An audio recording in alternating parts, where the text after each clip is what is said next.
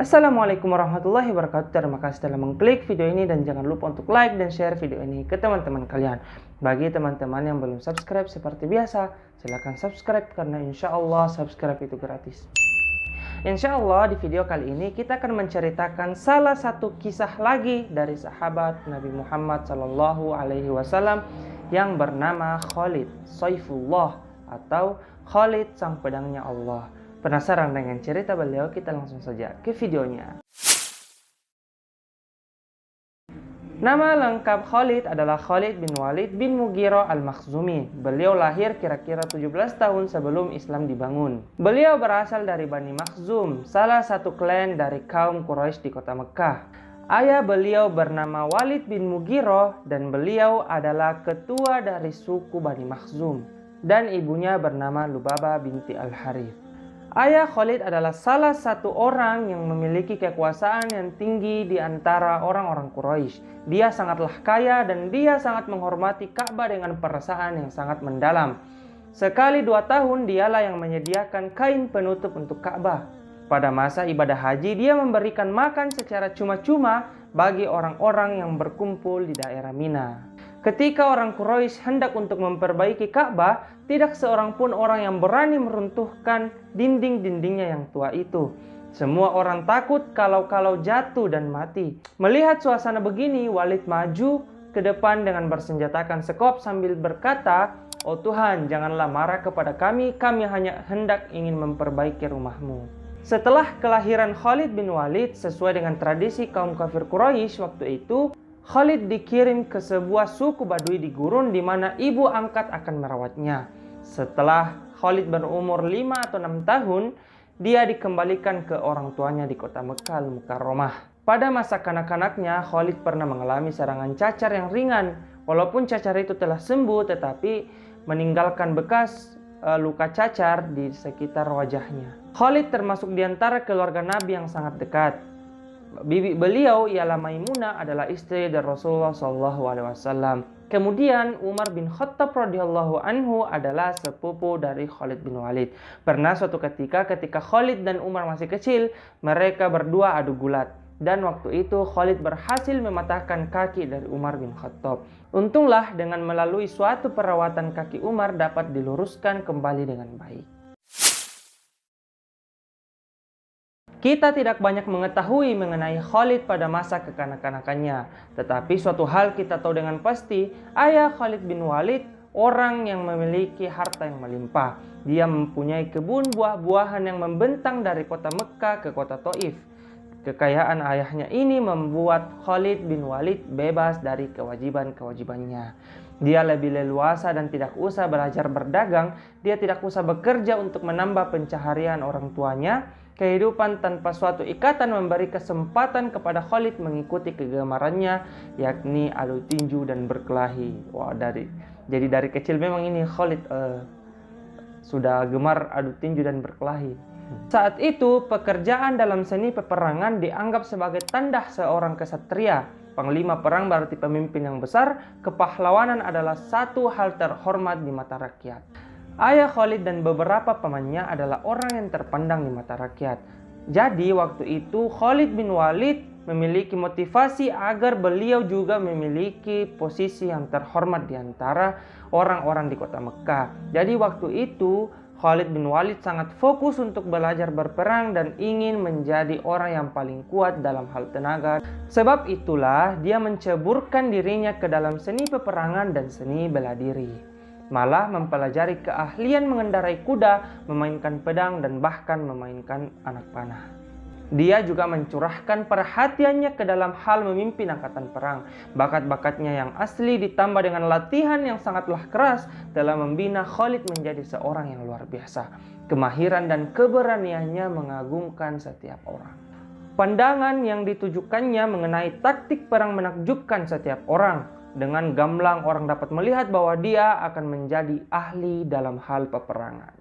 Khalid setelah tumbuh menjadi orang yang dewasa, beliau memutuskan untuk menjadi prajurit Quraisy untuk berperang melawan musuh-musuh yang akan dihadapi oleh kaum Quraisy. Beliau dianugerahi dengan keterampilan yang sangatlah hebat dalam hal peperangan. Beliau cerdas dalam menyusun strategi, tapi tidak hanya itu, beliau juga cerdas dan mahir dalam hal peperangan di dalam medan perang. Maka tidak heran hanya dalam waktu yang singkat, Khalid bin Walid berhasil menduduki komandan perang untuk kaum kafir Quraisy. Khalid diberikan amanah khusus untuk memegang pasukan kavaleri, pasukan berkuda kaum Quraisy, di mana pasukan kavaleri ini adalah pasukan yang paling ditakuti oleh musuh-musuh kaum kafir Quraisy waktu itu. Kenapa? Karena pasukan yang dipimpin oleh Khalid ini adalah pasukan yang tidak pernah sekalipun mengalami yang namanya kekalahan. Dalam perang Badar, kaum Quraisy mempelajari kesalahan yang mereka perbuat dalam perang ini, dan mereka tidak ingin kekalahannya terulang kembali. Akhirnya dalam perang besar setelah perang Badar, yakni perang Uhud, kaum Quraisy memutuskan untuk mengutus pasukan dan komandan-komandan perang terbaik, di mana di antara mereka Khalid bin Walid ikut juga andil dalam peperangan ini. Di mana Khalid waktu itu memiliki rasa dendam yang sangatlah besar terhadap Islam karena Islam berhasil mengalahkan pasukan kaum kafir Quraisy dalam perang Badar. Jadi waktu itu Khalid berniat untuk membalaskan dendam kekalahan kaum kafir Quraisy dalam perang Badar. Akhirnya perang Uhud pun terjadi. Seperti biasa, jumlah pasukan kaum muslimin sangatlah kecil dibandingkan dengan pasukan kaum kafir Quraisy, tapi dalam waktu singkat kaum muslimin berhasil mendominasi peperangan tersebut. Rasulullah memilih 50 pasukan pemanah yang diletakkan di atas bukit Uhud untuk menjaga pos, di mana pos tersebut adalah pos yang sangat merugikan bagi kaum kafir Quraisy, di mana dengan 50 pasukan pemanah ini kaum kafir Quraisy tidak bisa mendekati pasukan inti dari kaum muslimin, sehingga waktu itu kaum kafir Quraisy terpukul mundur. Tapi karena nafsu yang sangatlah membara dari pasukan pemanah Rasulullah, melihat ghanimah atau harta perang yang sangatlah menumpuk di bawah, akhirnya waktu itu pasukan pemanah tersebut meninggalkan pos mereka. Dan setelah mereka meninggalkan pos tersebut, Khalid dengan matanya yang sangatlah tajam akhirnya melihat peluang, di mana peluang tersebut dapat membuat kekalahan bagi kaum muslimin. Akhirnya waktu itu Khalid beserta pasukan kudanya yang sangatlah cepat langsung menyerang Islam dari sisi belakang.